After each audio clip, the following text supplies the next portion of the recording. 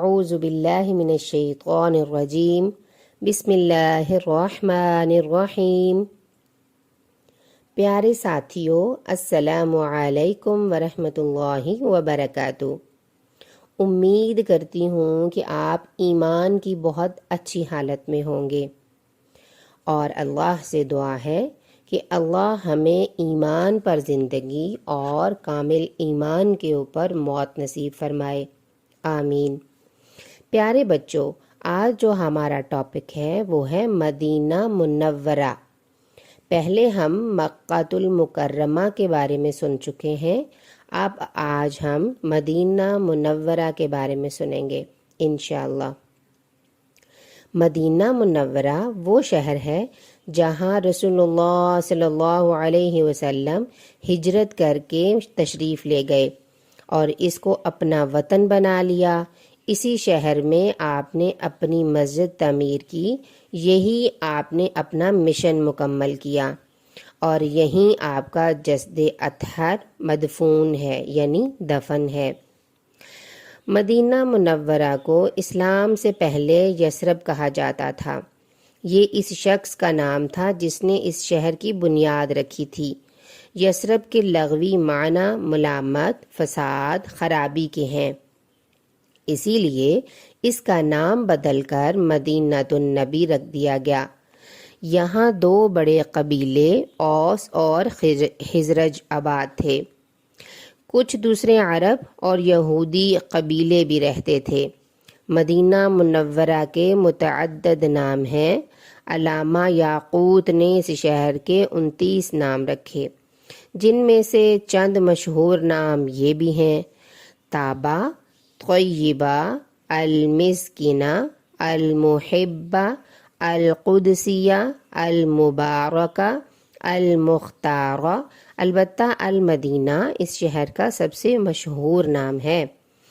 یہ مدینۃ النبی صلی اللہ علیہ وسلم، یعنی نبی صلی اللہ علیہ وسلم کا شہر کہا جاتا ہے۔ نبی اکرم صلی اللہ علیہ وسلم نے مدینہ کی عزت، حرمت اور شان میں، یعنی اس کی حرمت میں اور اس کی شان میں اضافے اور اسے امن کا گہوارہ بنانے کے لیے اس کے باہر 2 پہاڑوں یعنی جبل عیر اور جبل سور کے درمیان میں سارے علاقے کو حرم قرار دیا ہے، لہٰذا وہاں درخت کا کاٹنا ممنوع ہے، اور کفر و بدعت کے ارتکاب اور کسی انسان، جانور یا پرندے پر ظلم کرنے کی بھی سختی سے ممانعت ہے۔ نبی کرم صلی اللہ علیہ وسلم نے اللہ سے دعا کی کہ وہ مسلمانوں کے دلوں میں مدینہ کی محبت مکہ کی محبت سے بھی بڑھا دے۔ اسی طرح آپ نے اللہ تعالیٰ سے اس شہر پر خصوصی برکات کے نزول کی بھی دعا کی۔ ایک دفعہ نبی کریم صلی اللہ علیہ وسلم نے فرمایا، بلا شبہ یہ طیبہ ہے۔